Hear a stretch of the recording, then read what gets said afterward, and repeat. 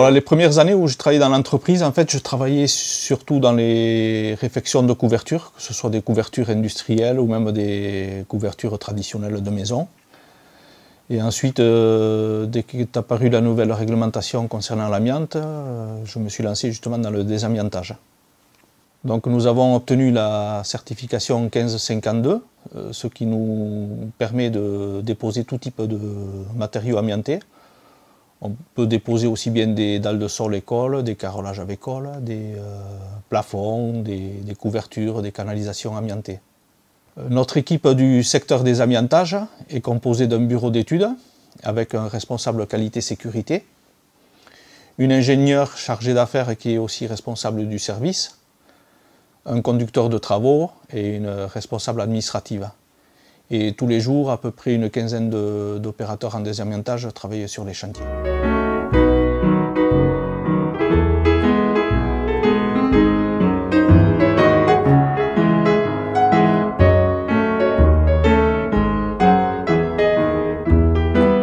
Concernant les travaux de désamiantage, nous sommes deux chargés d'affaires à réaliser les devis, Jean-Claude Arlat et moi. Notre objectif concrètement est de trouver des chantiers pour notre personnel. Nous répondons à des appels d'offres publics ainsi qu'à des consultations privées. Pour les appels d'offres publics, nous avons des alertes via Internet qui nous disent les dossiers à répondre avec les mots-clés démolition, désamiantage, rénovation, pour les secteurs 64, 40 et 65. Concernant les consultations privées, ce sont en général des appels téléphoniques ou des mails que les clients nous envoient. Suite à cela, nous prenons directement contact avec le client afin de définir un rendez-vous. C'est lors de ce rendez-vous en fait, que nous définissons les contraintes du chantier, l'objet des travaux, les matériaux à déposer, les surfaces, les quantités et les contraintes et les installations de chantier qui nous permettent ensuite de définir les moyens humains, matériels et matériaux qui seront incorporés dans le devis. Ce qui nous différencie des autres entreprises, c'est que nous avons 3 corps d'État dans lesquels nous avons du personnel formé, ce qui nous permet de répondre à des marchés de construction métallique, de désamiantage et de maçonnerie.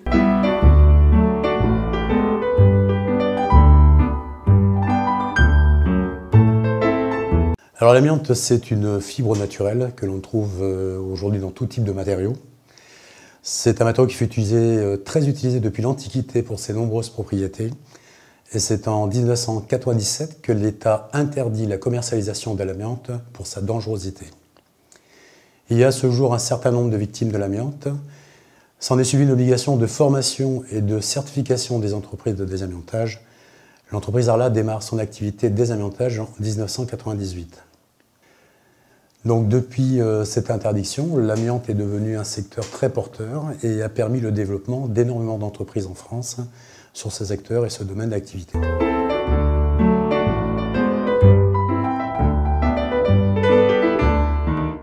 Dans tout le chantier de désamiantage, on se doit de protéger les zones qui ne sont pas amiantées.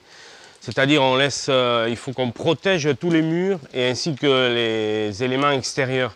Donc on procède à une installation d'une ossature en bois, on entoure tout ça de polyane et il faut qu'on soit vraiment étanche. C'est-à-dire nous on doit être protégés, mais on doit protéger les gens extérieurs aussi. Une fois cette installation faite, on a beaucoup de contrôles à effectuer car le désamiantage c'est très surveillé. Donc on a des contrôles, un bilan aérolique qu'on appelle. Donc on se doit de renouveler l'air de la zone un minimum 6 fois par heure. Et ensuite, une fois tous ces contrôles effectués, on fait un test de fumée. On envoie de la fumée dans la zone et on regarde s'il n'y a pas de la fumée qui sort à l'extérieur de cette zone pour constater qu'il n'y a pas de fuite et détecter s'il n'y a pas de zone morte. Avant de rentrer en zone, on enlève nos vêtements et on s'équipe de vêtements jetables. Caleçons, t-shirts et combinaisons jetables. Ensuite, on met un masque qu'on serre très fort de façon à ce qu'on soit bien étanche. On se scotche le masque au niveau de la cagoule. On est équipé d'un moteur avec 2 filtres qui nous filtrent l'air ambiant de manière à ce qu'on respire de l'air propre. Une vacation, c'est 2 heures maximum. Elle évolue selon la température ambiante et le temps de travail en zone est de 6 heures maximum. Ensuite, pour sortir de cette zone de désamiantage, on passe par des sas, qu'on appelle des sas de décontamination, qui sont séparés en 5 sas.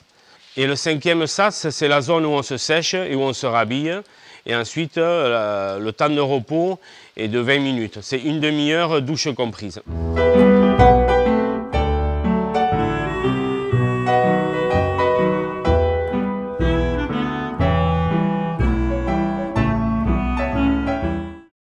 Ordean chantier juntan amiantaduk hebben karrelazeko kolanduk eta hoi diagu behar elki. Ordean lehenik karrelazio elkitzen diagu, mekanika batekin elkitzen diagu, eta gero duk kola karakatzen diagu beste mekanika lodi batekin. Eta hanko erhautsa juiten duk saku bat eta beste mekanika batek hartzen dik erhautsa. Ordean saku batetan ezartzen dik, eta saku hua zeratzen diage, untsa zeratzen diage, skotxatzen diage, muzten diage, egiten diage opilo bat bezala eta ara skotxa ezarten untsen guian, ez dadin erhautsa eskapa. Gio, saki egine delaik, jamaiten diage batetiak dusak sakientako, erhautxantako, hua dusatzen diage. Ordean saki hoi amaiten diage dusa eta azkentza zilati igaiten. Eta gio, kanpotik baduk beste norbait jiten, hue arropekin, arropa suiekin. Eta haik beste saku bat eta ezarten dik. Eta bergaitza egiten dik, skotxatzen dik, opilo bat egiten dik eta ara skotxatzen. Eta kanpoat igorten. Ordean, bekanika ez delaik heltzen kantu eta hor egiten diag edo beste bekanika tipi batekin, haik erhauts egiten dik, habos erhauts, ordean han biltzen diag erhautsa aspirateraikin kantian. Un des points forts de Arla Désamiantage, c'est avant tout son expérience, puisque ça fait bientôt 20 ans que nous exerçons ce métier. C'est un métier qui est très rigoureux et qui exige une bonne maîtrise des processus, une maîtrise des risques. Et j'ai la chance d'avoir pu monter une équipe de désamiantage avec des gens du coin de Mauléon. Hein.